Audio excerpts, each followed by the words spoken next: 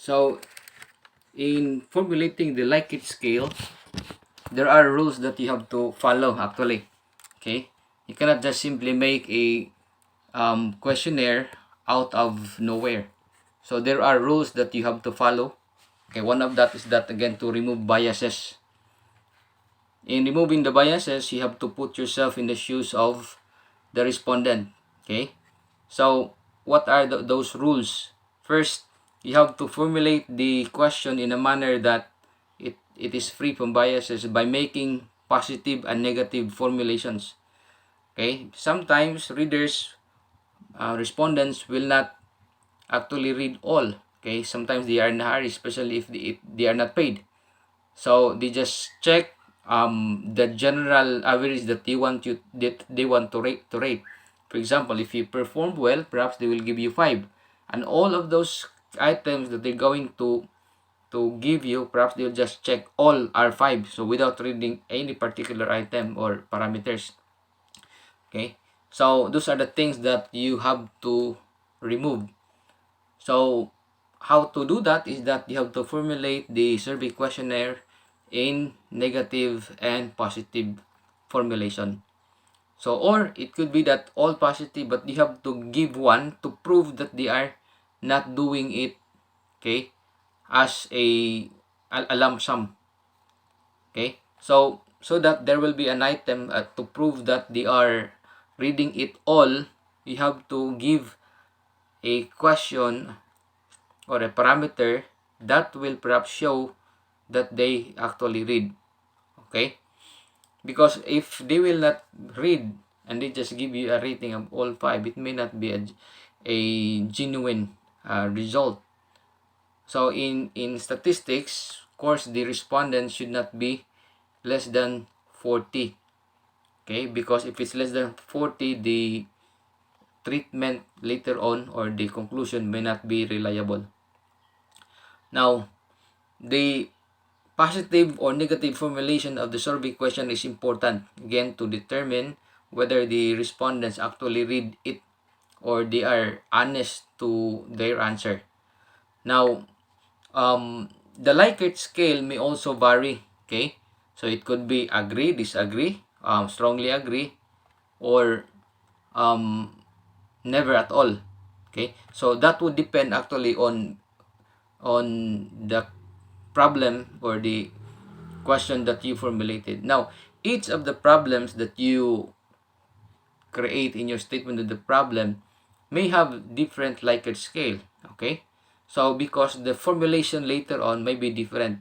Now, if you notice, okay, I keep on repeating that each statement of the problem must be answered, okay, and directly, and that answer will be found in chapter 4, which is the result and discussion. So in fact, each of these statements of the problem may have their own quality or kind of or design, research design. It may be qualitative or quantitative. Okay, it doesn't mean that when you use qualitative, all are purely qualitative question, because there are questions later on, maybe in your studying the problem, that requires only quantitative. Or like if the answer of that specific problem can be answered through a quantitative, like asking them, asking the respondents, if it's quanti, and if it's quality, you ask the key informants. That's the difference. When I say key informants, that is, it refers to a qualitative type or design. Now, in qualitative, normally we follow the thematic out of the questions that they derive based on the answer of the key informants. In a focus group discussion, perhaps we can gather all of those answers by putting a theme. It's called thematic. So it's actually similar to quantitative, where we formulated the problem and then they just rate. So instead of we are the one who will make the problem or the answer.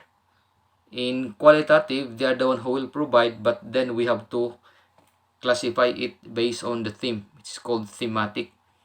Okay, but there are of course other types of research where they have the different methods of gathering information. Okay, and those are valid as long as it can derive new knowledge and it can be verified based on how you present in your methodology, then it's a valid research. Now, of course, there are other rules in making or in formulating the survey questionnaire. Okay, so for example, if you are evaluating a certain policy, you have to read the statement of policy. Okay, for example, a 4-piece, for example, that you want to evaluate, all you have to do is to go first into the state policy. Okay, so whether they comply, and in fact, that state policy, I'm referring to the policy of the state, the constitution itself, where the law or policy is based. 4-piece, for example, is also found in the constitution. Okay, on the policy of helping the citizen. Okay, these are the services of the state in providing the social welfare.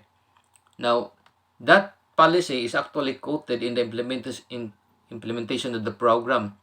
So, which means that in the program, which is the 4-piece to give money to the poor, there is as well a specific state policy which is actually copied from the constitution.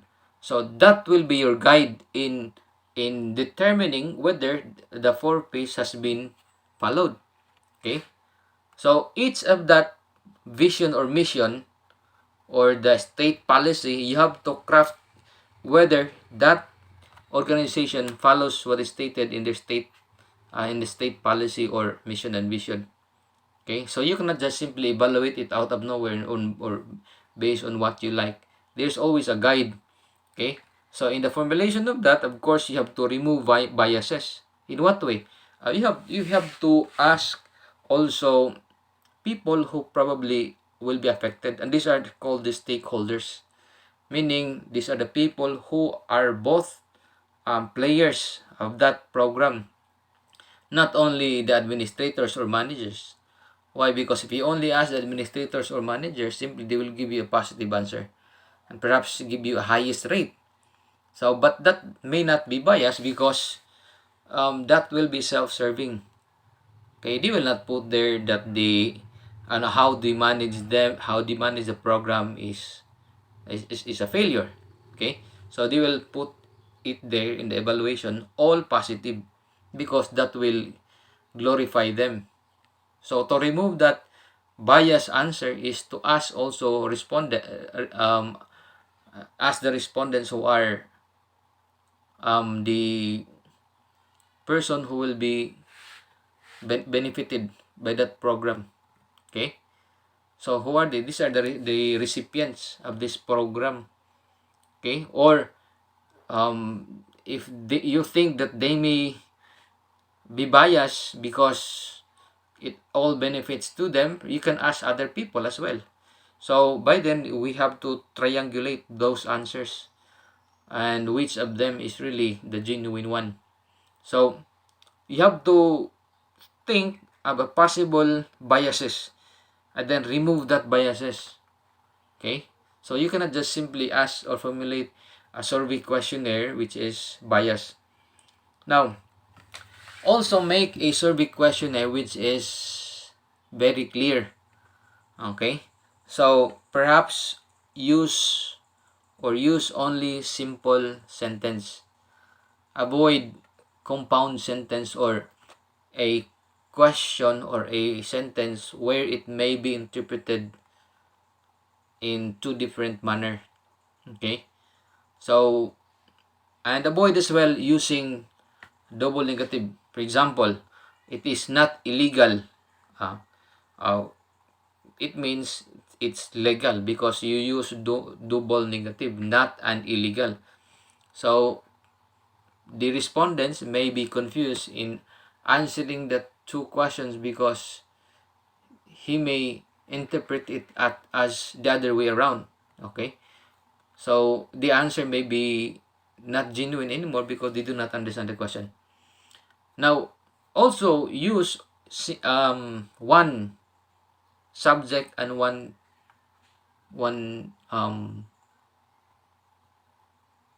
predicate. Okay, for example, if you ask like this, are you the theft who are you Juan who stole the cell phone? Okay, well that question is actually two, and there may be two possible answer. Why? Because there are actually two questions lumped into one. One of that is, are you Juan? Okay, your answer may be yes or no. And the other one, are you the one who stole? Okay, that deserves another answer. But if you put that in a single sentence, then the answer may be both wrong. Okay, so you use only simple sentence and avoid two possible interpretation. Okay, in fact, it is allowed or suggested that if it's in English and the respondents are in other cannot understand it, then you have to translate it. Okay, or if you are writing the question, you have to translate it in a language known to the respondent. Or if not, then during the interview, just simply ask that question or simply read it and interpret it in a manner that it can be understood to them.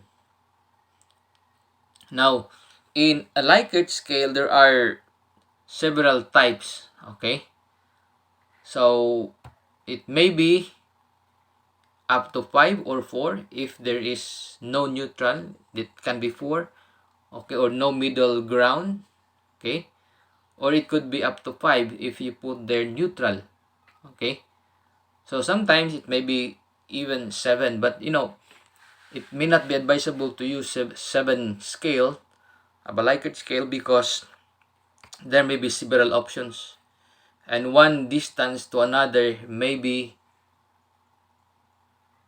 confusing. Okay,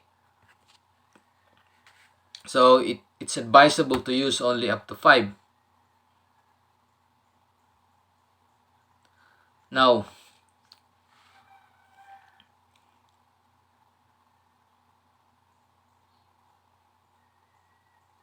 so again, that would depend on how you formulate the question or what type of answer you want to derive. Okay, now in interpreting it, the meaning of 5 or 4, if you are putting it in that manner, you have to explain it in your statement of in your statistical treatment.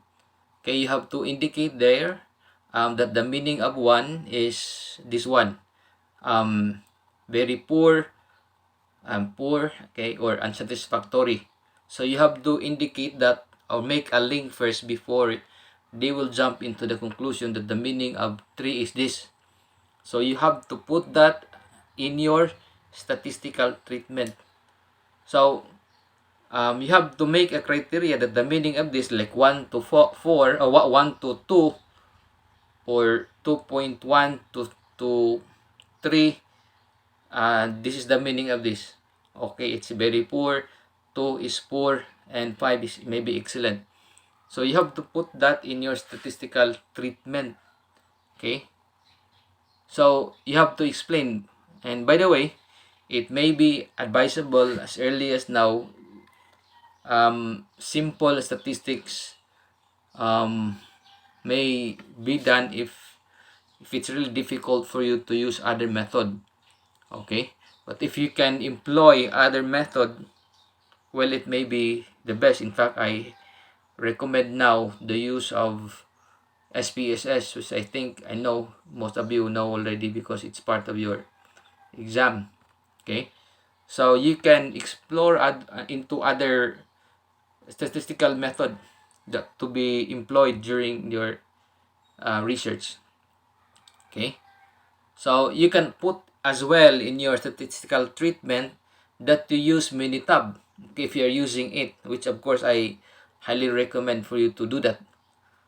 Okay, because it would be more scholarly if you use Minitab or SPSS. Okay, because graphs are clearly defined, and the meaning is also very clear. Now, so what are the things that you have to remember in making a Likert scale? Of course, there are many types of Likert scale. Okay, in fact, it would depend on what type of questions that you formulate. Okay, so if it's an assessment, there is a corresponding type of question, or if it's an evaluation, then there's another. Okay,